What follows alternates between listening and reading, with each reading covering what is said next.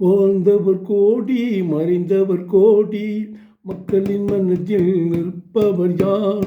மாபெரும் நீரர் மானம் காப்போர் சரித்திரதனிலே நிற்கின்றார். அச்சம் என்பது மடமையடா, அஞ்சாமி திராவிடர் உடமையடா. அச்சம் என்பது மடமையடா, அஞ்சாமி திராவிடர் உடமையடா.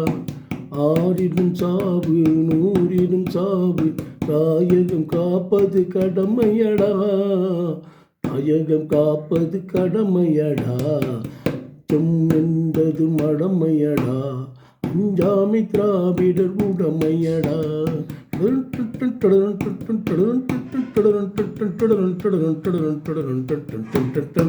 HPM லைக் பண்ணுங்க.